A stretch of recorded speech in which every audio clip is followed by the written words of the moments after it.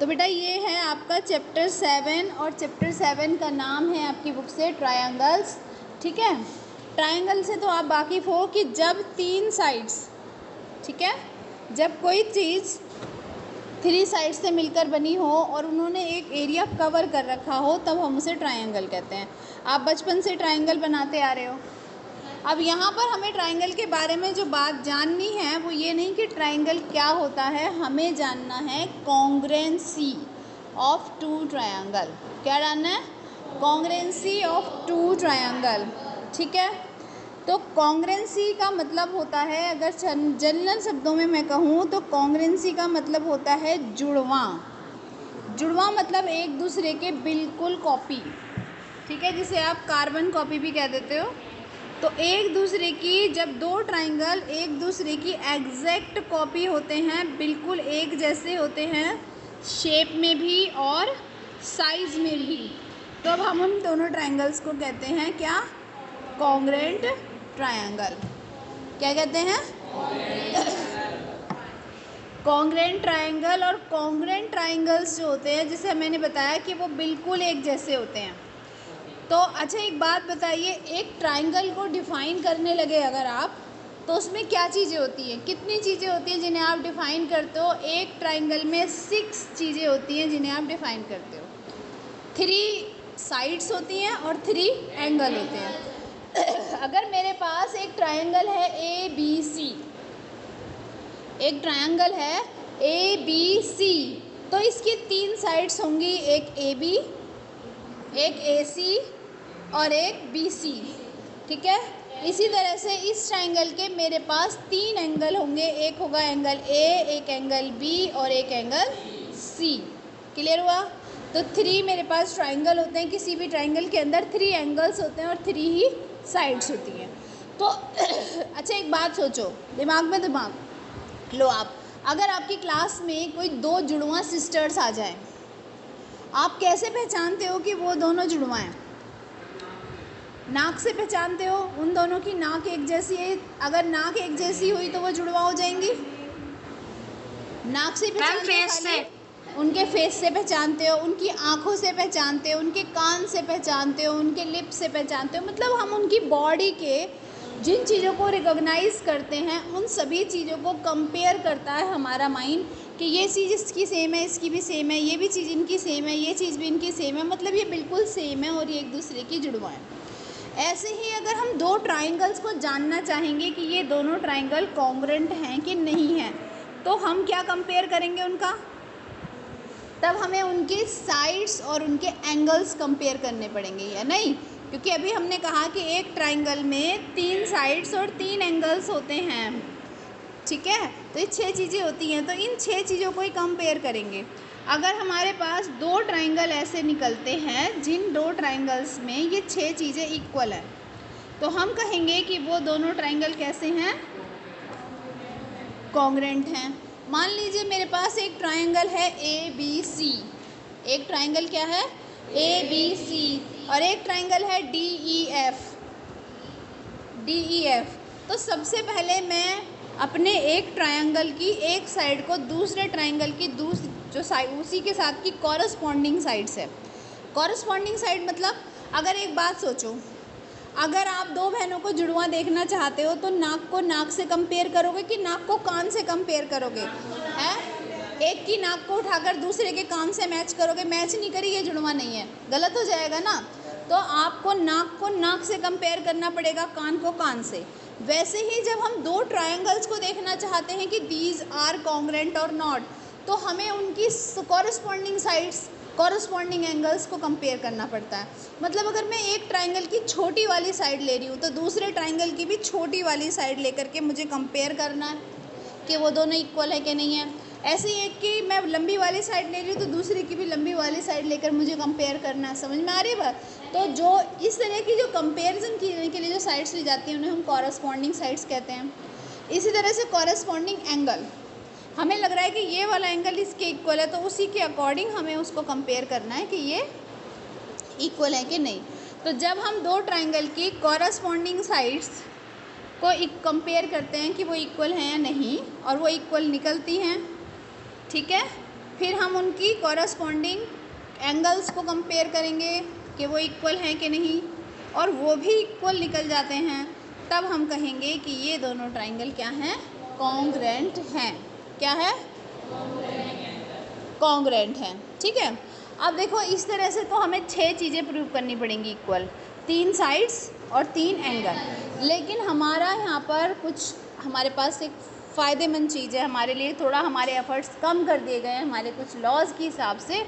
यहाँ हमें सिर्फ 3 चीज़ें, अभी मैं बताऊँगी कौन कौन से क्राइटेरिया, उन क्राइटेरिया के अकॉर्डिंग अगर हम सिर्फ 3 बातें प्रूव कर देंगे इक्वल हैं तो ट्राइंगल को हम कॉन्ग्रेंट कह देते हैं।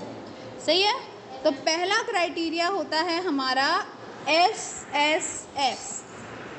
The first criteria is SSS, S for side, S for side, S for side. मतलब एक एक करके हम तीनों साइड को कंपेयर करें, पहले ट्राइंगल की पहली साइड और दूसरे ट्राइंगल की दूसरी साइड कंपेयर करें, इक्वल आ गई। इसी तरह से पहले ट्राइंगल की दूसरी साइड और दूसरे ट्राइंगल की दूसरी साइड को कंपेयर करें, वो इक्वल आ गई। इसी तरह से थर्ड साइड के लिए कीजिए, अगर तीनों साइड इक्वल आ जाती हैं तो हम कहेंगे कि ये दोनों ट्राइंगल कैसे हैं, SSS क्राइटेरिया से कॉन्ग्रेंट हैं। 3 बातों में ही बात बन जाएगी, एंगल प्रूव करने की ज़रूरत नहीं है। समझ में आई? तो पहला क्राइटेरिया SSS। मान लीजिए मेरे पास एक ट्राइंगल है ABC और एक ट्राइंगल है DEF। अब इसकी मेरी साइड AB जो है वो साइड DE के इक्वल है, साइड AC जो है वो साइड DF के इक्वल है, और साइड BC जो है वो साइड EF के इक्वल है। तो अगर ये तीनों साइड्स आपस में इक्वल हैं तो मैं कह सकती हूँ simply by using criteria SSS the triangle ABC is congruent to the triangle DEF। ठीक है, कॉन्ग्रेंसी के लिए हम एक सिंबल यूज़ करते हैं, उसको हम बार बार कॉन्ग्रेंट टू ऐसे नहीं लिखते, बल्कि एक सिंबल के थ्रू हम बड़े आराम से लिख सकते हैं, बड़े इजीली। ठीक है, और ये जो सिंबल होता है कॉन्ग्रेंसी का, किसी भी ट्राइंगल को कॉन्ग्रेंट प्रूव लिखने के लिए, तो हमें इसको इस्तेमाल करते हैं इस तरीके से। ये सिंबल होता है हमारा कॉन्ग्रेंसी का सिंबल। सही है, अगर मान लीजिए मुझे एक ट्राइंगल ABC को लिखना है कि ट्राइंगल ABC ट्राइंगल DEF के कॉन्ग्रेंट है, तो मैं कैसे लिखूंगी, ट्राइंगल ABC, फिर सिंबल लगाएंगे ये कॉन्ग्रेंसी वाला, और फिर लिख देंगे ट्राइंगल DEF। इसमें ध्यान रखना नाम हमें ट्राइंगल का कैसे लेना है कि ट्राइंगल ABC, तो ट्राइंगल की जो साइड AB है, कौन सी साइड, AB, हमने लिखा है ABC और DEF। तो इस तरीके से नाम लिखेंगे कि ट्रायंगल की साइड AB दूसरे ट्रायंगल की साइड DE के इक्वल होनी चाहिए। AB किसके इक्वल होनी चाहिए, DE के। पहले 2 लेटर से जो साइड बन रही है वो दोनों की इक्वल होनी चाहिए। पीछे वाले 2 लेटर से जो साइड बन रही है यानी BC और EF इक्वल होनी चाहिए, और जो फर्स्ट और थर्ड लेटर से साइड बन रही है यानी AC वो DF के इक्वल होनी चाहिए। आ रही बात समझ में? इसी तरह से कॉरस्पॉन्डिंग एंगल कैसे होंगे, एंगल A एंगल D के इक्वल होगा, एंगल B एंगल E के इक्वल होगा, और एंगल C एंगल F के इक्वल होगा, तब ये कॉरस्पॉन्डिंग कहे जाएंगे। चलिए, कुल मिलाकर के हमें पहला क्राइटेरिया समझ में आ गया, SSS, साइड साइड साइड। इसके अलावा सेकंड जो क्राइटेरिया है वो है हमारा SAS, side angle side, SAS। इसमें एक बात का ध्यान रखते हैं कि जो हम साइड ले रहे हैं, 2 साइड, एक साइड ली हमने, एक साइड दूसरी ली, तो एंगल उन दोनों के बीच वाला ही लेना है, कोई और नहीं ले सकते। सपोज़ करिए मेरे पास एक ट्रायंगल है ABC, बनाएं अपनी कॉपी पर, ड्रॉ करिए।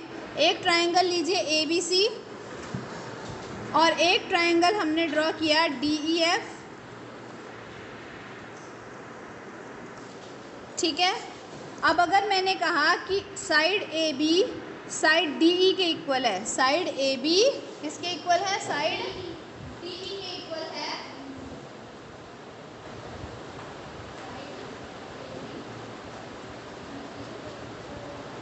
साइड AB साइड DE के इक्वल है, एंड साइड बी सी जो है वो साइड ई एफ के इक्वल है, side B C side E F के इक्वल है, और इन दोनों साइड्स के बीच में बनने वाला एंगल बी, दूसरे ट्राइंगल में इन दोनों कॉरस्पॉन्डिंग साइड्स के बीच में बनने वाला एंगल ई, अगर ये आपस में इक्वल हैं तो ये क्राइटेरिया कहलाता है SAS। और अब इस क्राइटेरिया के बेस पर मैं कह सकती हूँ कि ये दोनों ट्राइंगल क्या हैं, कॉन्ग्रुएंट हैं। आगे बात समझ में क्लियर हुआ? सेकंड क्राइटेरिया था ये।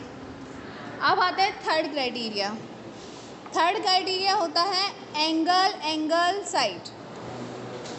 क्या होता है? एंगल एंगल साइड, और एक होता है एंगल साइड एंगल। पहले हम एंगल साइड एंगल लेते हैं AS, ठीक है, सॉरी AS से, पहले AS से लेते हैं angle side angle, angle side angle, ठीक है।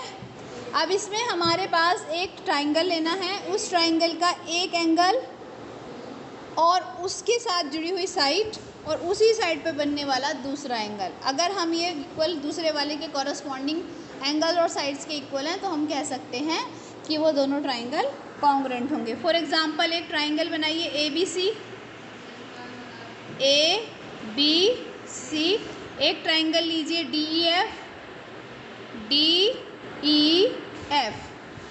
अब अगर हमारे पास एंगल B इक्वल है एंगल E के, angle B is equals to angle E for elephant, and angle C is equals to angle F, angle C is equals to angle F, और उन दोनों के बीच में बनने वाली साइड यानी कि BC is equals to EF। अगर ऐसा है तो यहाँ पर क्राइटेरिया लग रहा है एंगल साइड एंगल, और एंगल साइड एंगल के अकॉर्डिंग हम प्रूव कह सकते हैं कि ये दोनों ट्राइंगल कैसे होंगे, कॉन्ग्रुएंट होंगे। आगे बात समझ में क्लियर हुआ यहाँ तक? नेक्स्ट क्राइटेरिया जैसा अभी मैंने बताया था, क्या था? Angle angle side. Angle angle side का मतलब है AAS। Angle angle side criteria का मतलब होता है कि लगातार के दो एंगल और उनसे अगली जो साइड है वो आपस में कॉरस्पॉन्डिंगली दो ट्राइंगल्स ही अगर इक्वल है तो वो दोनों क्या हो जाएंगे, कॉन्ग्रुएंट हो जाएंगे। एक ट्राइंगल बनाइए ABC, triangle ABC, and next triangle is DEF, DEF। अब देखिए अगर हमारे पास इस ट्राइंगल में angle B is equals to angle E, कौन सा? Angle B is equals to angle E है, and angle C is equals to angle F, दोनों लगातार वाले एंगल ले लिए हमने। Angle C is equals to angle F, and next side मतलब AC is equals to DF। समझ में आ रही है? एंगल दो कंटिन्यूअस लेने हैं लगातार वाले, और साइड उससे नेक्स्ट लेनी है। अगर ये इक्वल हैं तो हम कहेंगे कि यहाँ पर AAS क्राइटेरिया लग रहा है, और इस क्राइटेरिया के अकॉर्डिंग ये दोनों ट्राइंगल कैसे होंगे, कॉन्ग्रुएंट होंगे। क्लियर हो गया? इसके बाद जो लास्ट हमारे पास क्राइटेरिया आता है दैट इज़ RHS। इसका क्या मतलब है, ध्यान से समझिएगा। ये क्राइटेरिया सिर्फ और सिर्फ राइट एंगल ट्राइंगल में लगता है। RHS क्राइटेरिया सिर्फ और सिर्फ राइट एंगल ट्राइंगल में लगता है। अब राइट एंगल ट्राइंगल में RHS की फुल फॉर्म क्या है? R for right, H for hypotenuse और S फॉर साइड। अगर हमारे पास दो राइट एंगल ट्राइंगल हैं तो उनका एक एंगल तो 90 डिग्री होगा ही, 90 डिग्री को हम राइट एंगल कहते हैं। तो एक एंगल तो राइट एंगल होने की वजह से इक्वल होगा। अगर उनका एक हाइपोटेनस आपस में इक्वल है और कोई एक साइड इक्वल है तभी भी वो दोनों राइट एंगल कैसे कहलाएंगे, कॉन्ग्रुएंट कहलाते हैं। समझ में आ गई? तो अगर हमने एक राइट एंगल ट्राइंगल बनाया ABC, राइट एंगल बनाइए, B पर 90 डिग्री का एंगल है इसका, एक ट्राइंगल है ABC और दूसरा हमारा राइट एंगल ट्राइंगल है DEF। क्या है? DEF, और इसमें एंगल B और एंगल E आपस में इक्वल होंगे क्योंकि दोनों राइट एंगल हैं, 90 डिग्री के हैं। तो angle B is equals to angle E, दोनों क्या हैं, 90 डिग्री हैं।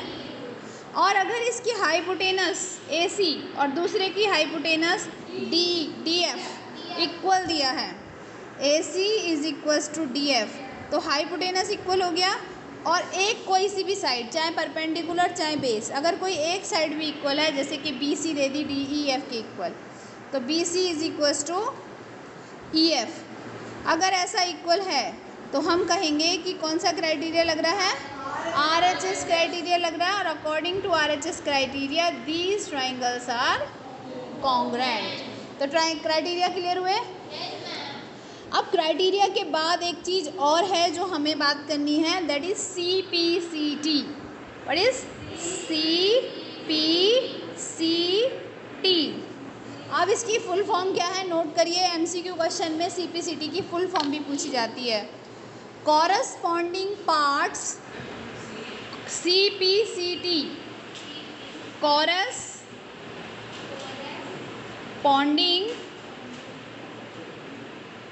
corresponding parts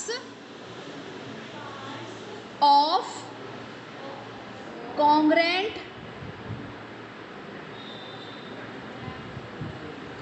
triangle, corresponding parts of congruent triangle is the full form of CPCT। अब देखो, पता है ये CPCT कहता क्या है हमसे। CPCT हमें बताता है कि अगर हमने कोई क्राइटेरिया यूज़ किया और क्राइटेरिया लगाकर दो ट्राइंगल को कॉन्ग्रुएंट प्रूव कर दिया, तो क्राइटेरिया में हम सिर्फ 3 चीज़ें यूज़ करते हैं। अभी देखा ना हमने, क्राइटेरिया में कितनी चीज़ें यूज़ करते हैं, ओनली 3 थिंग्स हम यूज़ करते हैं। उन 3 चीज़ों को बराबर करके हम ट्राइंगल को क्या कह देते हैं कि ये कॉन्ग्रुएंट है। तो जो बाकी की बची हुई 3 चीज़ें हैं, बाकी की बची हुई, बताया था आपको ट्राइंगल में 6 चीज़ें होती हैं, 3 साइड और 3 एंगल, 3 चीज़ों को हमने इक्वल प्रूव कर दिया। तो जो बाकी की बची हुई 3 चीज़ें हैं वो भी कॉरस्पॉन्डली इक्वल होंगी एक दूसरे के। ये कहता है CPCT। समझ में आया कि क्राइटेरिया में जो भी हमारे 2 ट्राइंगल हैं, अगर वो कॉन्ग्रुएंट हैं तो उनका each angle and each side क्या होगी, इक्वल होगी। Corresponding sides, each corresponding side and each corresponding angle of 2 triangle is equal. आ गई बात समझ में, क्लियर हुआ यहाँ तक? ठीक है।